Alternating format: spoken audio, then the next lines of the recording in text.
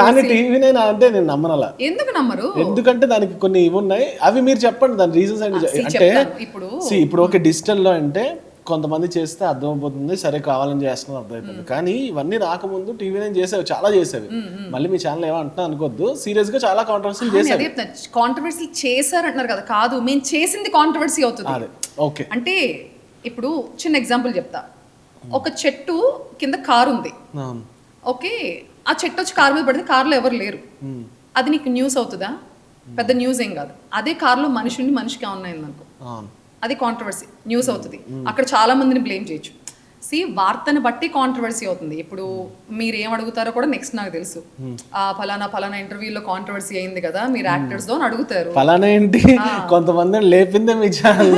అంటే okay cinema పరంగా వాళ్ళు talented, they are talented. Like Vishwaksen కానివ్వండి, విజయ్ దేవరకొండ కానివ్వండి, చెప్పాడు కదా అది అసలు ప్లాన్డ్ కాదు, అది అలా జరిగింది, చాలా ఆర్గానిక్ గా జరిగింది. అది అంటే ఇప్పుడు నేను చేయని ప్రోగ్రామ్ గురించి నేను మాట్లాడకూడదు, అది ఏమో అది ఎందుకు జరిగిందో. మేబీ నన్ను కొంతమంది అడిగారు అది ప్లాన్డ్ కదా, నో ప్లాన్డ్ కాదు, అది అనుకోకుండా జరిగింది. మీరుంటే ఏం చేస్తారంటే నేను ఒక బ్రేక్ చెప్పేదాన్ని, నేను ఒకలా హ్యాండిల్ చేసేదాన్ని. ఇక్కడ ఏం జరిగింది అన్నది వాళ్ళిద్దరి మధ్య, వాళ్ళు ఒకళ్ళనొకళ్ళు వాళ్ళు ఏమనుకున్నారో మనం అక్కడ లేనప్పుడు మనం మాట్లాడకూడదు. అది కాంట్రవర్సీ కాదు. విజయ్ దేవరకొండది కూడా మేము కాంట్రవర్సీ క్రియేట్ చేయలేదు. విజయ్ది కూడా యూజువల్గా మాకు ఇంటర్వ్యూస్ కి క్వశ్చన్ ఇవ్వరు, మీరు ఇది అడగండి అని చెప్పరు. బట్ మేము ఇంటర్వ్యూకి వెళ్తున్నప్పుడు ఈ పాయింట్స్ టచ్ చేయండి, ఇవి టచ్ చేయకండి, దీనివల్ల లీగల్ ఇష్యూస్ వస్తాయి, ఇంకోటి ఇవి మాత్రం చెప్తారు. బట్ విజయ్ దేవరకొండ ఇంటర్వ్యూ అప్పుడు ఏంటంటే ఒక క్వశ్చనర్ పంపించారు మేకప్ రూమ్ కి, ఈ క్వశ్చన్స్ ఎవరు అడగగలిగితే వాళ్ళే వెళ్ళండి ఇంటర్వ్యూకి అన్నారు. నువ్వు వెళ్ళని చెప్పలేదు.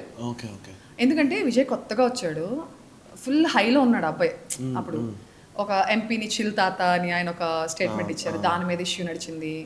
తర్వాత ఈవెంట్లో ఏదేదో మాట్లాడేశాడు తెలియని ఏజ్లో. అప్పుడు ఏంటంటే మీడియా కొత్తగా అనిపించింది, ఏంటి ఇప్పుడు ఇంత పెద్ద హీరోలే ఇలా మాట్లాడట్లేదు, ఏంటి అబ్బాయి కాన్ఫిడెన్స్, ఫస్ట్ మూవీ ఎందుకు ఇట్లా చేశాడు. దాంతో ఒకసారి అబ్బాయి ఇంటర్వ్యూ ఇస్తాడు మేడం, ఇస్తా అన్నాడు. అబ్బాయికి అదే అంత పెద్ద విషయం కానప్పుడు ఇంటర్వ్యూ కూడా పెద్ద విషయం కాదు. మా వాళ్ళు ఏం చేస్తారంటే సినిమా గురించే ఒక్కటి కూడా కల్పించిన క్వశ్చన్స్ ఏం లేవు దాంట్లో, సినిమా మొత్తం అనాలిసిస్ చేసి డీటెయిల్డ్గా రాశారు. ఆ క్వశ్చన్స్ చూసినప్పుడు నాకేమనిపించిందంటే, నేను అడిగేస్తాను ఓకే, ఆ అబ్బాయి రివర్స్లో ఏమంటాడు అంటే నేను తీసుకోగలనా లేదా అని నేను ఆలోచించాను. తీసుకున్న తర్వాత జనాలు ఎలా తీసుకుంటారు దాన్ని, మేమిద్దరం తీసుకుంటాం సరే, జనాలు ఎలా తీసుకుంటారు ఇది ఆలోచించాను. నేను చూసా, ఇంకొక యాంకర్ చూసారు, ఇదే తేడా కొడుతుందో వద్దులే మనకి అనుకున్నారు. దేవి వెళ్ళింది, Devi dare devil, rest is a history అంతే. ఓకే, కావాలని ఏం చేయలేదు, ఆ సినిమా గురించే అడిగాం.